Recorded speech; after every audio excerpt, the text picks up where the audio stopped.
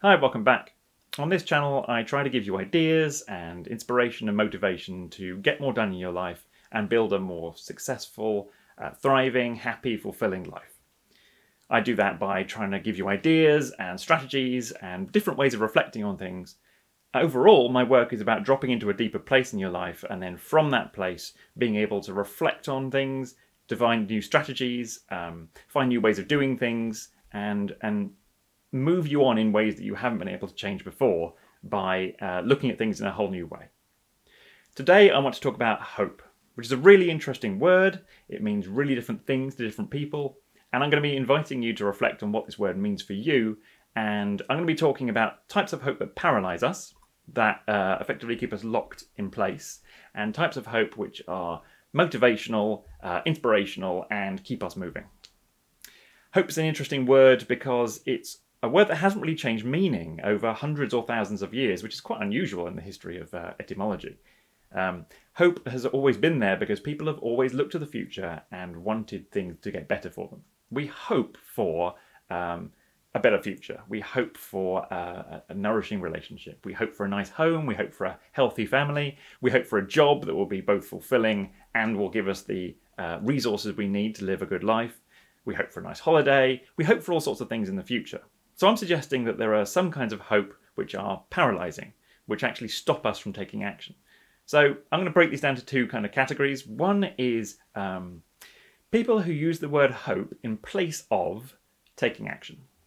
So there is no connection between the things that they talk about hoping for and the idea that they need to come up with a plan, that they have the ability to affect their future, that they can go out there and make it happen. These people completely decouple hope from responsibility. So they might talk about hoping for a better job, hoping for a nicer relationship, hoping they're going to find a great partner, hoping that they're going to have a lovely holiday next year. They're going to talk about hope in that kind of way, but they don't talk about I'm going to go out and do some dating. They don't talk about saving up so that they can put a deposit down on a house. They just talk about, oh, wouldn't it be nice if? That kind of hope is ultimately paralyzing because it removes your responsibility from taking action. It's actually quite a good way of soothing yourself from the challenges of taking responsibility. You talk about hope instead of taking action. If you have this use of the word hope, what it means is you have a deep-seated belief that you can't control your future, that you don't have power over your choices, that you can't make things happen. Perhaps experience has taught you this, perhaps this was early life experiences, or perhaps this is just something you've picked up as lots of things haven't worked out for you. What you'll do ultimately is you'll just say to yourself, I can't make a difference in my life. So what I'll do instead is hope for them. This hope is truly paralyzing because it takes the place of making affirmative choices, getting out there and doing things, rocking the boat, taking risks, doing the unfamiliar. You don't need to do any of that because you just hope instead. So that's one kind of hope that is totally paralyzing. The other way that people use hope in a way that is paralyzing is people who are stuck in a place for a long time, and perhaps they feel really sad about this, or they feel angry and frustrated, or they feel bitter about having been stuck there for a long time. Hope is just a reminder of how bad things are right now. So they will be resentful and aggressive and judgmental about hope and people who use the word hope. They'll use it in a really scornful way. You'll see that you're like scoffing at people who talk about hope, and they'll just dismiss it as a thing that can exist. They do that because every time that hope is brought up and the idea of a better future comes up, it simply reminds them about how unhappy they are, how much pain they're in, the stress and trauma of their current situation, and so they will aggressively respond to people talking about hope.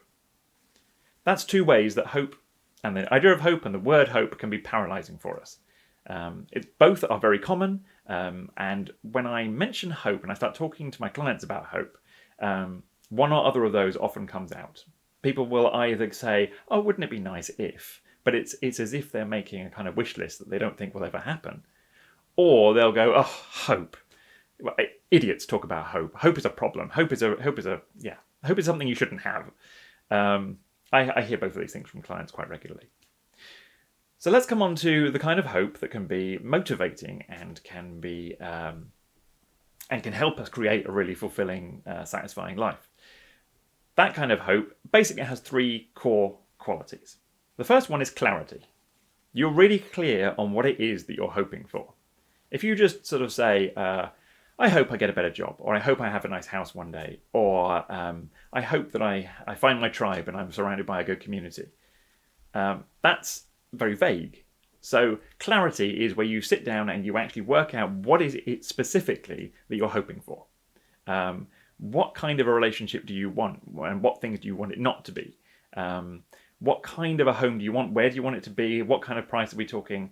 And beginning to get kind of clear as well about what would it take from you to make this happen? What in you needs to change in terms of your behavior and the patterns in your life and the way that you do things at the moment that will allow that to happen. So the first thing about motivating hope is clarity of vision. The second thing is a trust that it will happen. Even if you don't know how it's going to happen, there's a connection between now and the future. So it's, I trust that I will make this happen. I don't know how yet, or maybe I do. I have a vague plan that I need to sit down and I need to refine. I need to make into a specific plan. But it's the connection between there is my life now, there is my life in the future, which I have clarity about what I want it to be like, and I have some trust that I will make this happen. That's a really important part. Without that kind of trust that this is going to happen, this is an inevitability, then trust becomes just this kind of wishful, wouldn't it be nice if? And the third thing is the willingness to act. So even if you don't know how, or if you have the beginnings of a plan, you're on the lookout for ways to be able to take action and get yourself going. You're looking for opportunities, you're looking for systems and processes and mechanisms that will allow this to come about.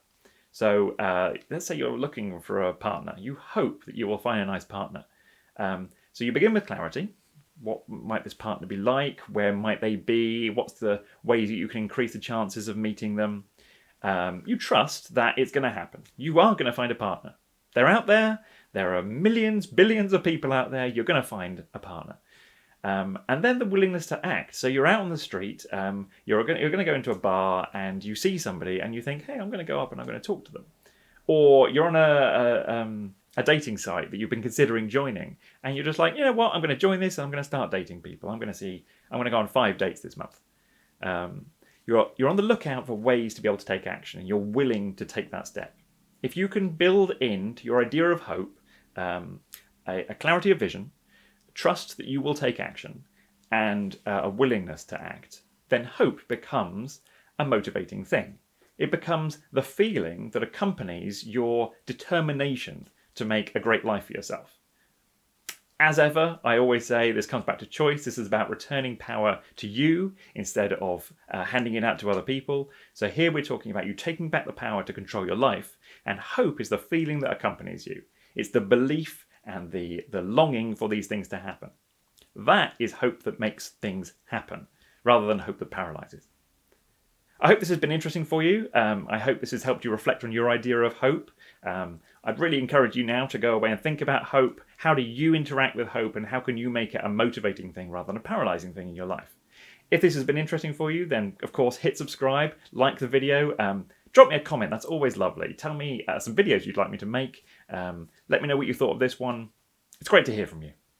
Bye-bye.